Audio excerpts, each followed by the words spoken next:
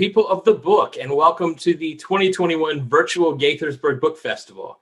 I'm Mayor Judd Ashman, your host for this evening's GBF presentation. Before we get started, a quick plug to support tonight's authors by purchasing their books, and not just from anywhere, but from our wonderful bookseller partners at Politics and Prose, one of America's premier independent bookstores. We have links to the books in the description, and I'll note that given all we've been through over the past year, it's so important to support local jobs and the local economy. We'll have more on that later. I also want to extend a big thank you to our 2021 featured sponsor, the David and Michael Blair Foundation, for their generous support. So let's get started. This evening, we have with us two best-selling authors whose novels take the reader deep inside the complicated lives and souls of their enslaved characters as they endeavor to achieve their own self-determination and survival. Yellow Wife by award-winning author Sadeqa Johnson tells a harrowing story of a young enslaved woman forced to barter love and freedom while living in the most infamous slave jail in Virginia. Sadeqa Johnson is the author of 4 novels. Her accolades include being the recipient of the National Book Club Conference Award, the Phyllis Wheatley Award, and the USA Best Book Award for Fiction. This is her second appearance at GBF, and we are delighted to welcome her back. The Prophets by our guest Robert Jones Jr. was an instant New York Times bestseller. The book is a singular and stunning debut novel about the forbidden love of 2 enslaved young men on a Deep South plantation, the refuge they find in each other, and the betrayal that threatens their existence. Robert Jones Jr. was born and raised in New York City. He received his BFA in creative writing with honors and MFA in fiction from Brooklyn College. He's written for numerous publications, is the creator of the social justice social media community, Son of Baldwin, and was recently featured in T Magazine's cover story, Black Male Writers of Our Time. As I mentioned, The Prophets is his debut novel, and thus this is our first opportunity to welcome him to our festival. And moderating this discussion is Jenny Yacovissi. Jenny is the author of the novel Up the Hill to Home, as well as several short fiction pieces that have appeared in prominent literary journals. Jenny is a member of PEN America and the National Book Critics Circle. She writes reviews regularly for the Washington Independent Review of Books, and she has participated in our festival several times, so we're delighted to welcome her back. And as I turn it over to all of you, the only regret I have is that we're not celebrating your work in person here in Gaithersburg, but we look forward to doing that next time. For now, we welcome Sadeqa Johnson, Robert Jones Jr., and Jenny Yacovissi. Thank you so much, Judd, and thank you so much to the Gaithersburg Book Festival. I'm very honored to be here with these 2 wonderful authors whose books I have enjoyed and were amazed by, and so happy that we're going to be having a great conversation tonight. So we're going to jump right into it, and as I threatened these 2 earlier, we're going to start with the origin stories of their novels, because that is always kind of a fascinating point for readers to understand sort of the seed of where your story came from.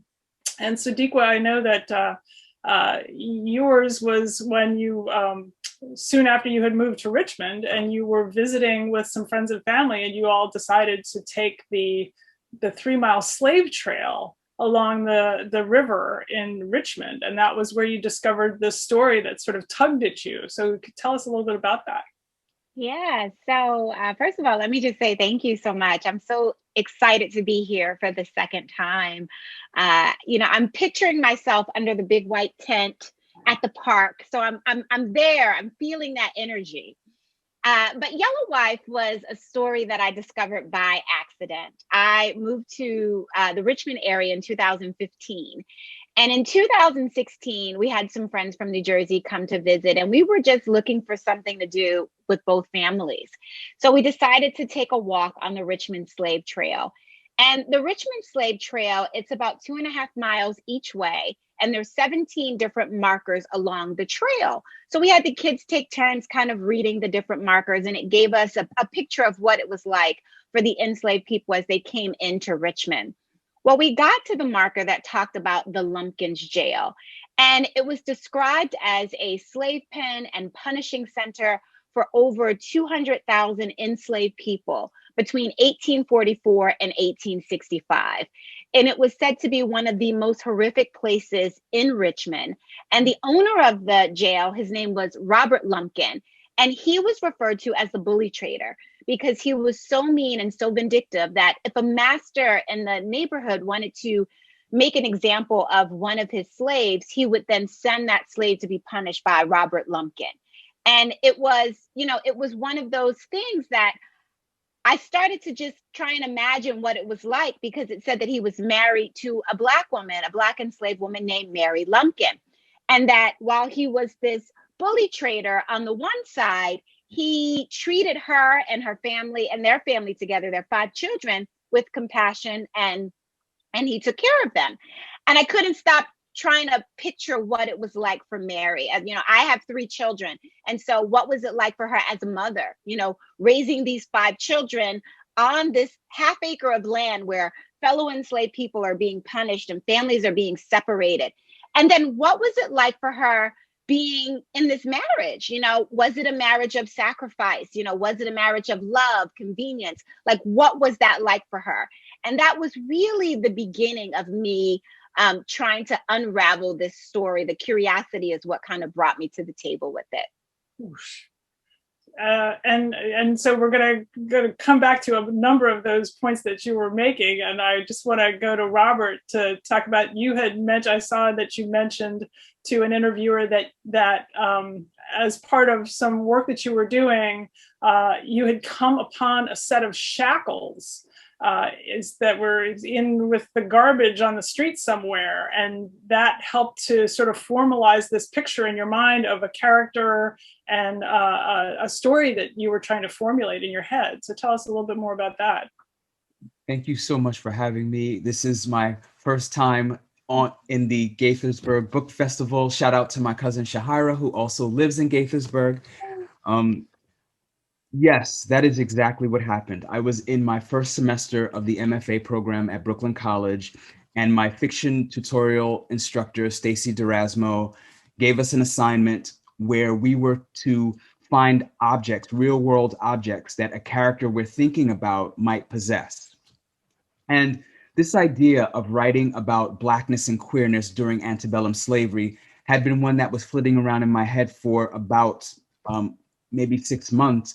But I was terrified to write it because in researching this work, I could find very little information that would sort of serve as a foundation for this, to say that, yes, there were actually Black queer people during this time period. The earliest I could find was Wallace Thurman writing in 1929 in The Blacker the Berry.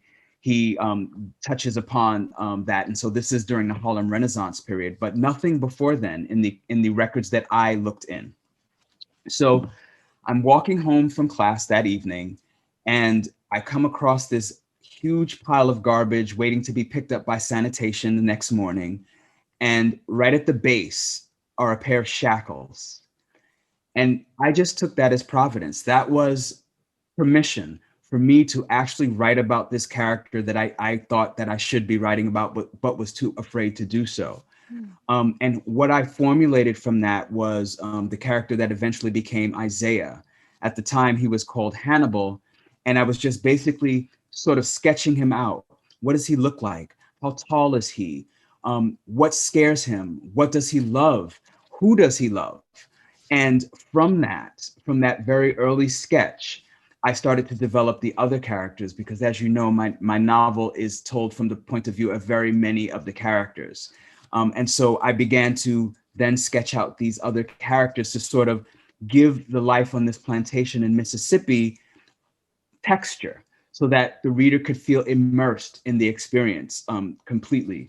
And although I had intended at first to write this book strictly from Hannibal and then eventually Isaiah's point of view, that felt a little limited, because I was essentially trying to create a slave narrative, but a fictionalized one. But I kept running into roadblocks where I could not fit in certain ideas that I wanted to put in, talk about certain things that I wanted to talk about, because it was so limited to one character. Then I realized quickly thereafter that the real story was the love between the 2 main characters, Samuel and Isaiah. And what that love required was witnesses. And then in order to have witnesses, I had to let those witnesses speak. So I let all of those other characters speak in this polyphonic way, so that the characters sort of drove not just the plot, but the structure of the novel itself. And that whole entire process took 14 years from start to finish. And mostly because, one, I was terrified that I was not up to the job of doing this, that I didn't have the requisite skill as a writer. Second, I was worried about the pushback I might receive, the criticism I might receive about daring to write about such a subject, Blackness and queerness during this time that many people in Black communities hold as sacred. And so I didn't want to offend, but I did want to tell a truth that I think wasn't told. And so I persevered, writing during the witching hour, 3 o'clock in the morning for an hour, going to sleep, waking up at 6 a.m. to get ready for work, and maybe writing on the subway on the way to work as well. And that kind of contributed to why it took 14 years, but finally here it is. And you were writing on scraps of whatever paper you had with you at the time, or whatever an idea popped into your head. That was it. I was writing on paper bags, newspapers, whatever was available. Right. Well, and truly, both of you are writing stories that haven't been told before. And Robert, you had said that you took the advice of Toni Morrison that if the book that you want to read doesn't exist, then write it, and you did. And I wonder if either of you have, in fact, experienced pushback that you were worried about? That is a really good question. As of this moment, not much.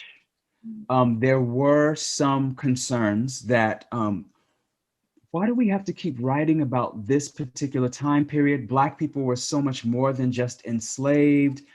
And I understand that critique, I really do. But I also feel as though we owe it to our ancestors to investigate that time period as closely as we possibly can, because it was a defining period.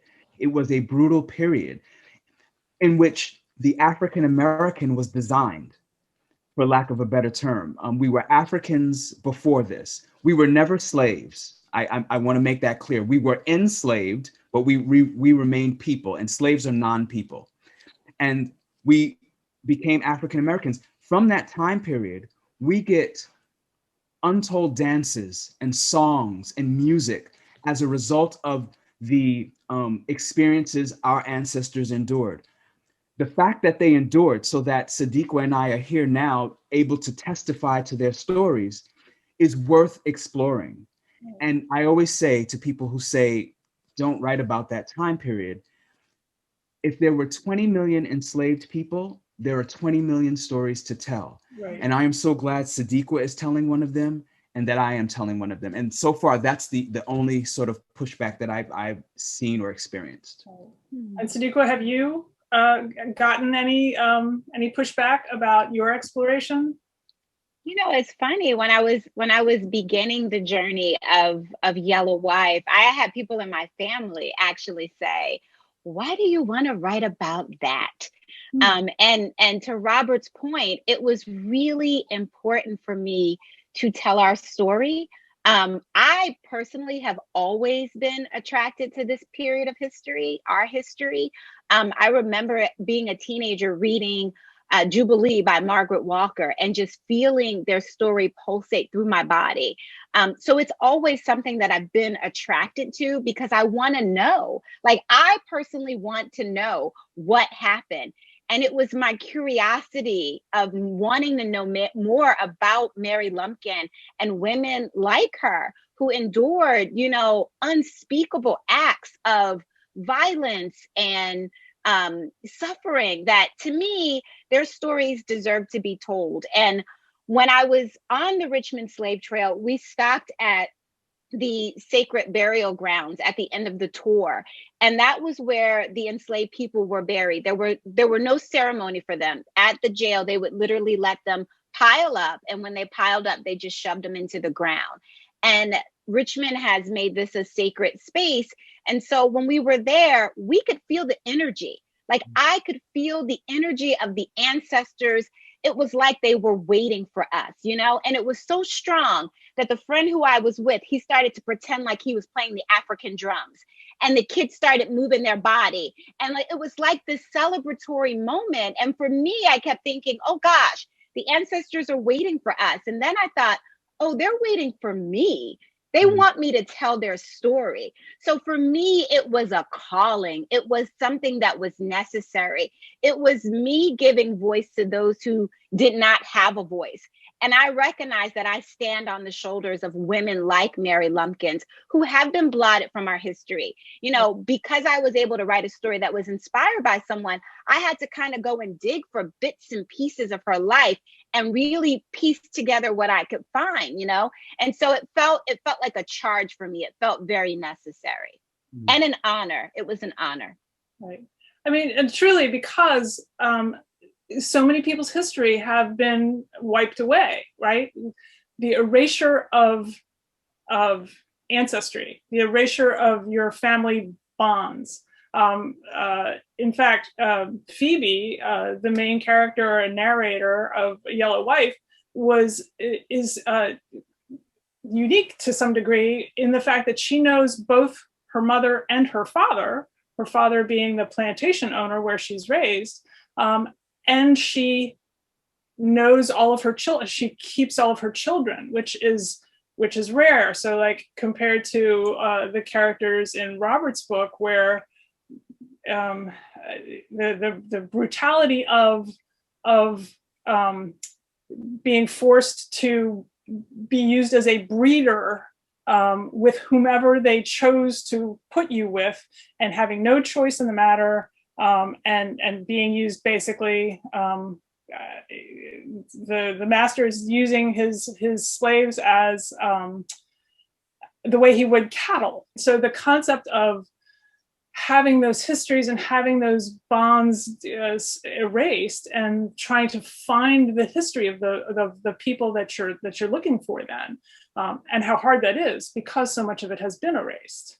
It's extremely sad and difficult. I don't know, Sadeqa, if you experienced this too, the sort of both the joy, the excitement, and the frustration of trying to piece together these moments, because that part of history is usually either told from the point of view of the oppressor, and the points of view of the actual enslaved is few and far between. And even when we do get the perspectives of the enslaved, it's always at the beginning of slave narratives, there's always a white person who says, I testify to this being the truth. So you know already that the Black person telling the story, their story is being filtered through a different lens. And so you have to read very carefully to kind of read between the lines, to kind of glean what you can find and what you know intuitively through blood memory. And one of the things that was very rewarding for me after I was sort of done with the Prophets, but it had not yet been published, it was still going through the publishing process, was I discovered the existence of a man named William Dorsey Swan, who it turns out was an enslaved Black man who also became America's very first drag queen. So he was queer.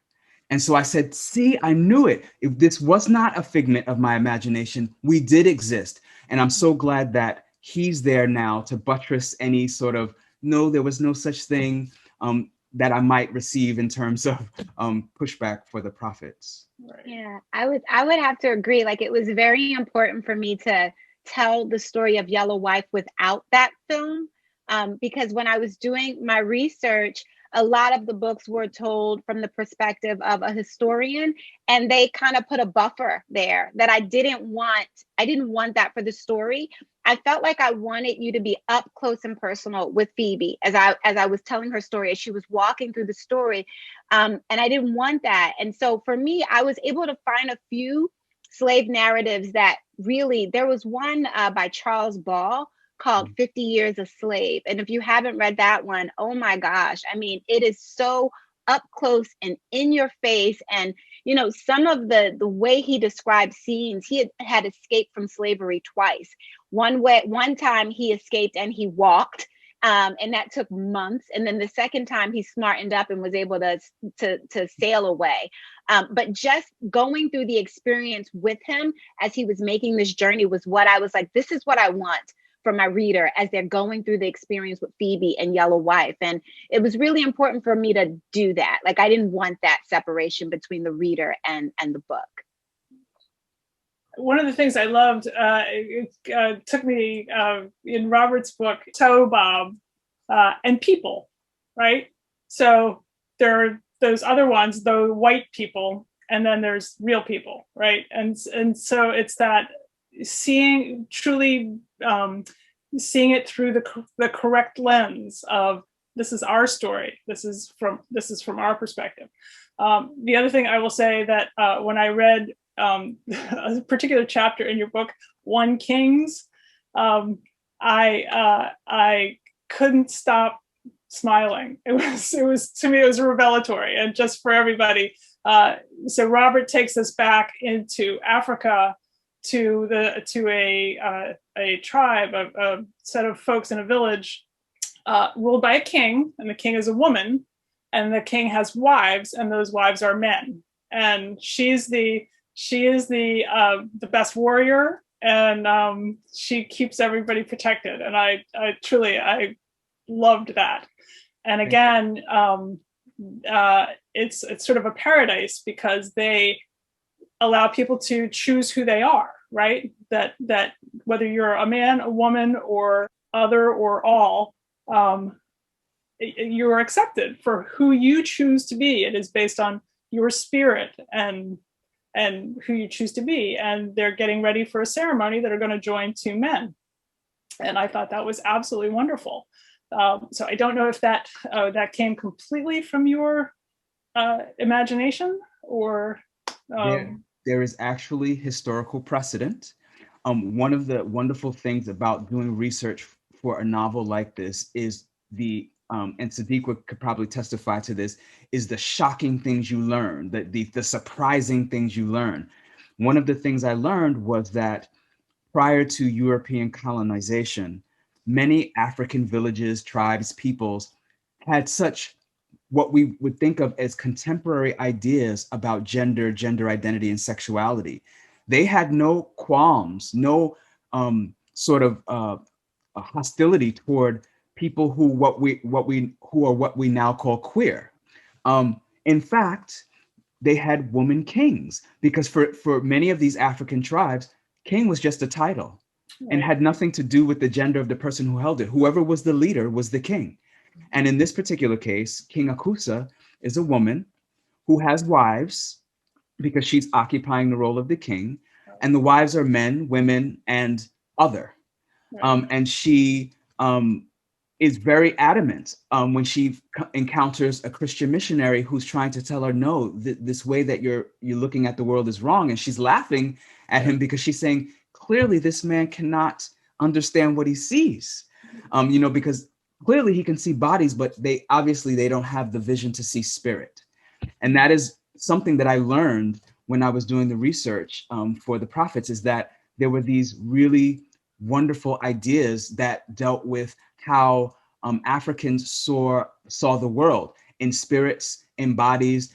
They saw the universe as all encompassing. And so that was just lovely for me to read about and witness. Right. Did you discover anything that truly did surprise you like that, Sadeqa? I jumped down so many rabbit holes. I would say oh my gosh, the research is fascinating. Right. I mean, it's utterly fascinating. I would say one of the things that I learned on working with Yellow Wife was that I normally thought of slavery taking place on a plantation and had not thought much about what city life would be like for enslaved people and just how that worked. And so discovering that some of the masters would allow their enslaved people to go into Shackle Bottom enrichment with a note and hire themselves out, and they go off and work for however long they were gone, and then trust that they would come back and bring the money back. Like, that was something that I had not known existed.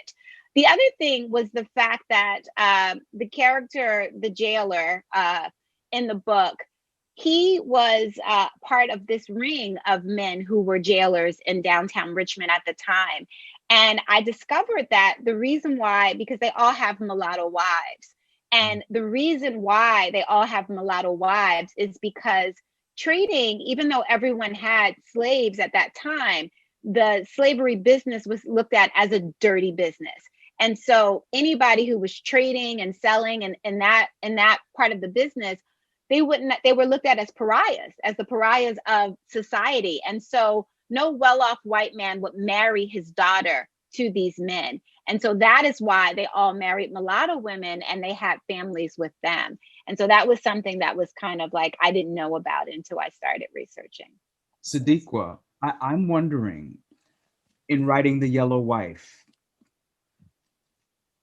I'm already getting the sense of this in reading your book, but I wonder if you got it too, how the prison industrial complex simply morphed with the time, that it didn't really change, that we are still in this period where Black bodies are being consumed by this institution. And you're writing about hundreds of years ago, and yet it feels like something that could be written about today. Did you get that sense when you were writing the book?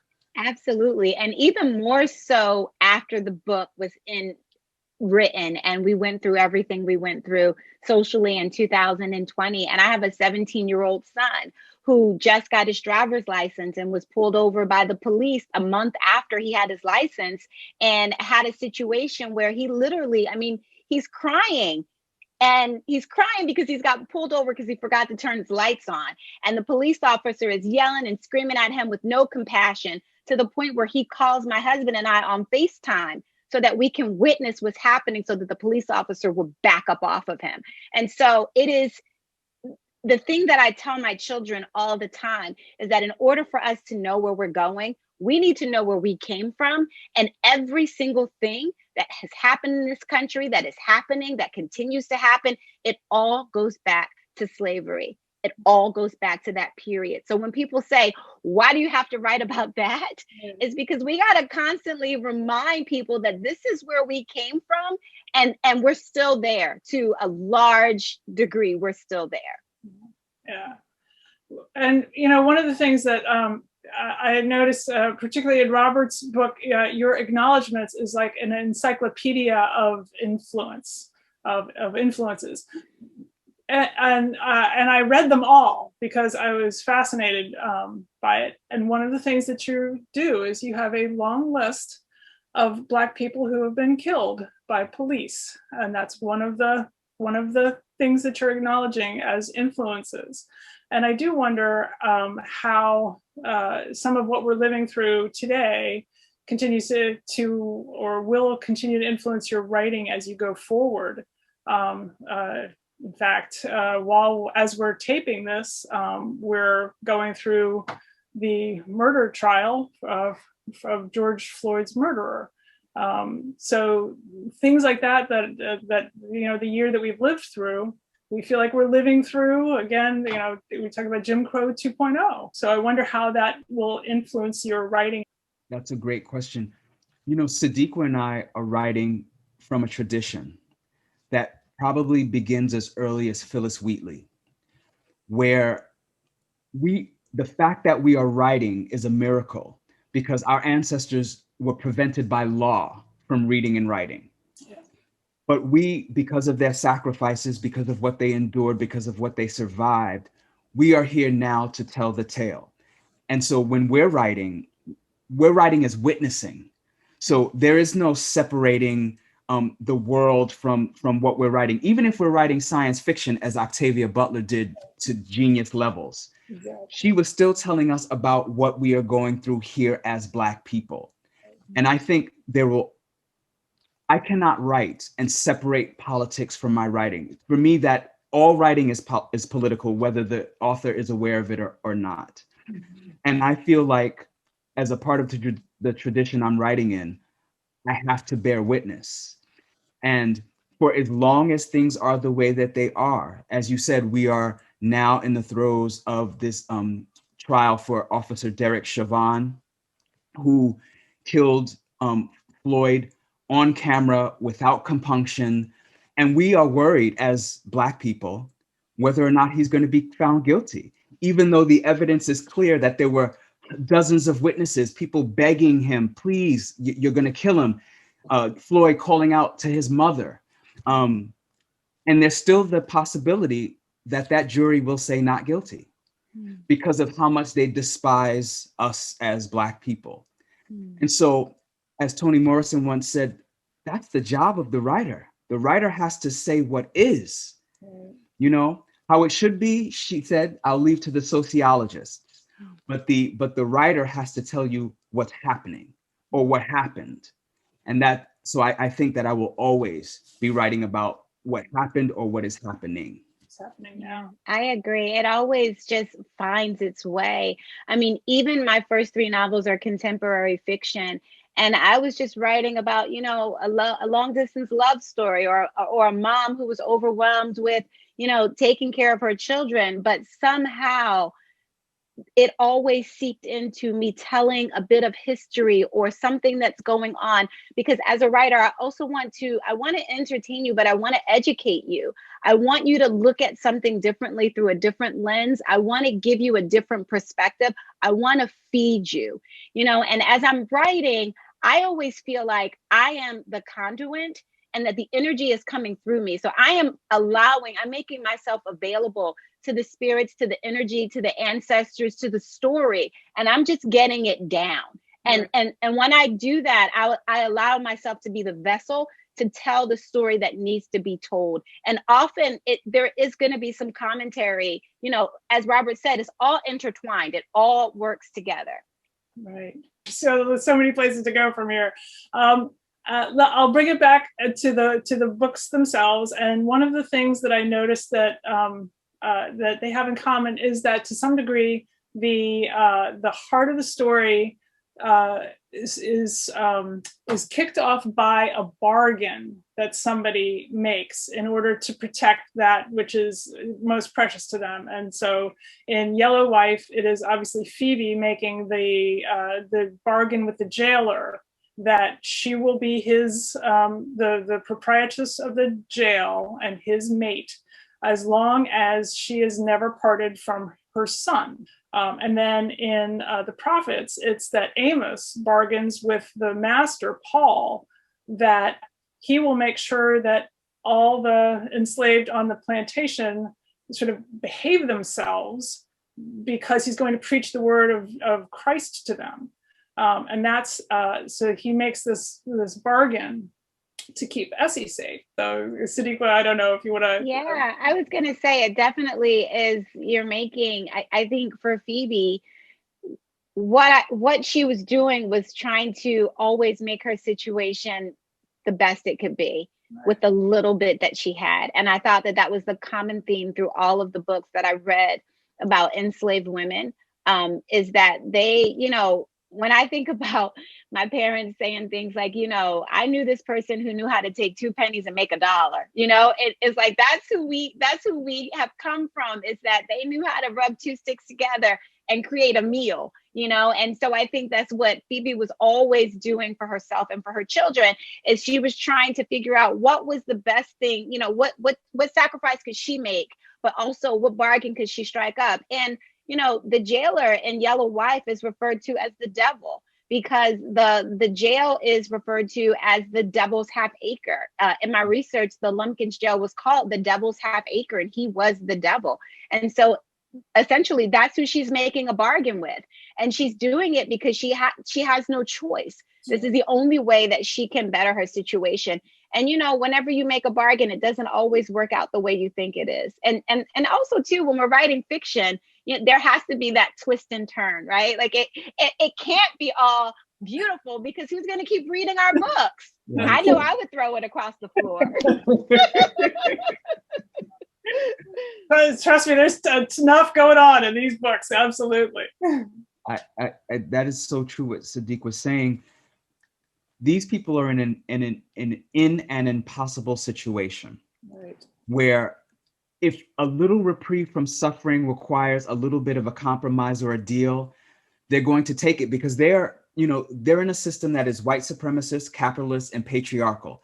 They have to make the best of their situation. They don't necessarily want to turn against the other people in their community, the other people who are just as suffering just as much as they are. But that is what white supremacist capitalist patriarchy is so good at, turning us against one another. My friend Darnell Moore, who's an author, No Ashes in the Fire, he wrote a memoir, says, we always say, oh, you have a crabs in the barrel mentality. Well, if you put crabs in a barrel, that is what they're going to do. The problem isn't the crabs, it's the barrel. Right. Crabs belong in the ocean. And so that is the problem we find here with Sadeqa's characters, with my characters. They are in an impossible situation. They're in the barrel when they're supposed to be in the ocean. And so they have to do what they have to do. And as Sadeqa says, that doesn't mean when you bargain with the devil that you're not going to be in for something at the end. You're taking a risk making that deal. So yeah. Right. Well, and again, I think you both speak to the concept of empathy within the community, or the lack of it, and how it's just as you're saying that at some point you're working towards survival, and sometimes that makes you make choices that you would not have made if you had free will, if you could exercise free will. It is interesting to me that, particularly Robert, your use of in the prophets, the use of the Bible chapters, the names of the Bible chapters, books of, you have Deuteronomy, and Samuel's a character, Isaiah's a character, the Kings, and so it goes on. And I noticed most of them are Old Testament, if I'm not mistaken. What always strikes me is how Christianity is used as such an excuse for so many things. It's used as a shield, it's used as a cloak, and it's used as a cudgel, right? And everything that people say that Christianity represents, is absolutely not represented within the system. That's one of the things that just always strikes me as, from that white patriarchal, white supremacist view, is that I get to excuse my actions because I'm saying that somehow this is part of my religion. That comes across in both of your books, that people use it as to excuse themselves. It is quite a sad reality. There's this interesting dichotomy with Black people and the church in particular.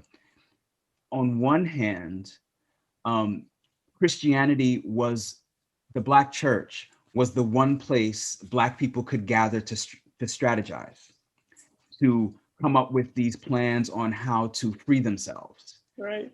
But it was the only place they were allowed. I would argue that if they were permitted to gather in any other way, those other places would too have been places where they could have come up with strategies for liberation. But it was the Black church, because the white overseers and the white plantation owners saw it as harmless, as a way to make them docile and to subjugate them by taking away any African remnants of their own spiritual systems, their own gods, their own cultures, and replacing it with a Eurocentric one. When I was doing research for the prophets, I find that is exactly where things like homophobia began to form, is when Christian missionaries are coming to these African villages and saying, oh, this is disgusting what you guys are doing. Could you stop? Or we're going to force you to stop. We're going to introduce you to our God and he's going to change you. So that's on the one hand. On the other hand, Christianity also functions as this site of oppression, where the slave owners using it to justify slavery, to justify all the horrors being committed against Black bodies. And then in turn, we see in modern times, some Black people using it now as a cudgel against LGBTQ plus people. So there is something to be said about the way in which we understand Christianity. I don't know if it's inherently so, but I do know that the way in which people who call themselves Christians practice Christianity leaves a lot to be desired. And Sadeqa, that is in fact exactly how church was used in your book, because that was where Phebe was able to start to hatch her plan for how she was going to gain Essex's freedom. Yeah. Right. One of the things that I learned when I was researching the churches in Richmond during that time was, one, I did not know that Black people could not congregate within the church without white people present. So that was something that I came across in my research. And it was really good that I researched that, because the first few drafts, it was just all Black people in the church.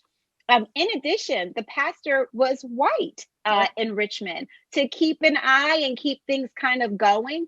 They sat in the church in a segregated way, but white people and Black people did attend the same church. The children sat in one place, the men sat in one place, white people sat in one place, Black people sat in one place. The other thing that I found that was interesting was the particular church that I wrote about. The preacher, Nathaniel Culver, was looked at as being liberal. And so the whites in the neighborhood didn't particularly care for him, because it was said that he would allow enslaved people who had escaped to the North to send letters back to their family in the Richmond area. And in church, he would give the letters out. And so that was one of the things. So I try and stay close to truth where I can, particularly where I found interesting facts like that. I would try and put that into the story. So that was something that I learned about the church. The other thing was that when I was writing those scenes, I write to music. So I need to have the right soundtrack for every scene. So when Phebe was in the church, I needed to know what that felt like for her so that I could communicate it on page. So I found some clips through the Library of Congress of Negro spirituals. And I put in the 1800s so that I could hear what those songs sounded like. And I could feel them going through my body as I was writing the church scenes. And it was like there was this connection between the music and the singers and the writing, and it all just sort of flowed together. So I would say for me, my church scenes were one of my favorite scenes to write. And every time I would go back to a new draft and I would edit it, I could feel the song going through my body again, like I did the very first time when I was writing it. Oh, wow. That is wonderful. And unfortunately, it looks like we're going to have to wrap this up because we're out of time, but that is a wonderful note on which to end this.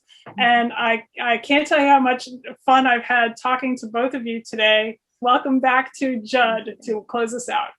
Before we fully go, if you guys just humor, just a couple of questions.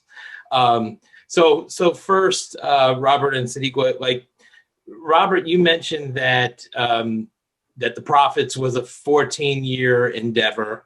And Sadeqa, I know for your, not necessarily for this novel, but for your first novel, it took its time as well. You both have in common that you felt called to tell this story. What would you say to other people who are out there who feel called to tell a story, but sort of are daunted by the largeness of the project? I would say feel daunted. Feel as though you're not up to it. Feel lazy. Feel all of the negative things and do it anyway. Because that's what I did. I didn't feel like I was up to the challenge of writing this book. I didn't feel like I would ever finish it. I didn't feel like I had the skill. I didn't feel that people would like it, but I did it anyway because there was something in me that said, I have to tell this story. It was almost like holding my breath, and until I finished it, I could not exhale. Not to quote Terry McMillan. I was waiting to exhale. And that was what I realized is all of that fear, all of those obstacles, that's part of the process too. It's not going to be this smooth, easy ride. It's going to be bumpy. Writing is art, and all art is heartbreak and pain and hopelessness. And then at the end, when you finish, that is what hope means. You finished it. So all of the bad things you were feeling were part of the process. So I would tell those people, keep writing even through those doubts. Sadeqa, do you want to add anything? Yeah, Robert said earlier in his opening that he was terrified, right? And that is exactly how I felt about Yellow Wife. I was writing contemporary fiction, just, writing contemporary fiction. And when this story bit me, I mean, it took hold of me, I was terrified. And it wasn't until I had a friend who came over to the house and she's asking me, what are you working on? And I'm telling her the whole story, but I'm like, I am so afraid. I am not qualified. I was not born during that time. This is not my skill set. How is this possible? And she said, Sadeqa, the thing that scares you most is what you're supposed to be doing next. And so if writing is scary, but you have this story in your heart, 10 minutes before bed. Just start with 10 minutes before bed. And before you know it, it's 30 minutes. And before you know it, it's an hour. And then you look down and you have 50 pages in front of you. Just put one letter, one word, one sentence down, and you will see your story grow. That is wonderful advice. At least one last question. We'll see if we have time, how long it takes you guys to answer this. Maybe I'll sneak in another, but Sadeqa, you mentioned something I wasn't expecting, which was the play. You write to music, and there's a playlist for your book, and it made sense that you're since this is a historical fiction, it made sense you went way back for the spiritual. But was there anything else on the playlist you want to share? And Robert, after Sadeqa answers, I saw you nodding very, very passionately at her response there. I'm wondering if you have a playlist too. We'll go with you, Sadeqa, first. For the most part, because Pheby was a piano player and the story took place in the 1800s, I listened to a lot of 1800s piano. And so I would just find different YouTube clips. And for me, I have to play the same thing over. And like that scene, it has to be the same music over, because it's like the memory of it. It's like the music and the writing and the characters, it all merges together for me. So I played a lot of 1800s classical piano music while I was writing Yellow Wife. And how about you, Robert? I, while writing The Prophets, when Sadeqa was talking about music, reading her book, it's not just in the church scenes that you feel the music in Sadeqa's books, it's throughout. So you can tell that music had a really big influence on you, Sadeqa. And in my book, I was listening to a lot of Mahalia Jackson, Ma Rainey, Bessie Smith, Aretha Franklin, people who sing with so much soul, so that it almost seems as though they're conjuring the ancestors. So if I'm not exactly listening to Negro spirituals or music as early as possible to get myself to that place, it almost feels like people like Aretha Franklin evoke the spirit of those ancestors so that they gather, and that you get the right rhythm, you get the right sound, you get the right music. And so, yeah, I actually have a playlist on Spotify of all the songs I listened to while writing The Prophets. That's wonderful. I think we have to end it there, because that answer is just too perfect. I think it's a wonderful tribute to Aretha Franklin and to the others, to Ma Rainey and Bessie Smith. But I feel that when you say it, I feel that too. So I gotta thank all three of you so much for giving us just this wonderful conversation. And I don't mean to put you on the spot. But I just want to say that, hopefully we'll never go through a pandemic again, and all of our festivals will be in person. And we hope to see all three of you at the Gaithersburg Book Festival. Yes, I'll be there. I'll be there, Mayor Judd. Never ever turn it down. Awesome. Well, thank you all so much. And I will thank the audience as well for joining us for this presentation. And I will note, we have an incredible lineup of programs throughout the month of May. You don't want to miss any of it. After we're done here, please go right to our website, GaithersburgBookFestival.org, and look over the schedule carefully so you could plan your festival month. And before you go, one last thing. We have a special message for you from the amazing author and bookstore owner, Ann Patchett, and her dog, Sparky. Enjoy, everyone. I'm Ann Patchett here at Parnassus Books, with my dog Sparky, and I want to tell you the importance of supporting your local independent bookstore, Politics and Prose. They are a remarkable partner with this book festival. Now, when a book festival is live, it's really easy. You just go to the table and you buy your book and then you go to the event. But when a book festival is virtual, it gets a little trickier because you're home and you might think, well, you know, I'll just buy the book on Amazon. So I'm here to tell you, don't buy the book on Amazon. For one thing, Jeff Bezos has enough money, right? He's trying to colonize the moon or something. He doesn't need anything that you've got. Politics and Prose, on the other hand, they're your local independent bookstore, and you love them, and they bring you so many events. They work harder than any bookstore I know in their community. And if you want them to be there alive and healthy and well when all this is over, you actually need to support them.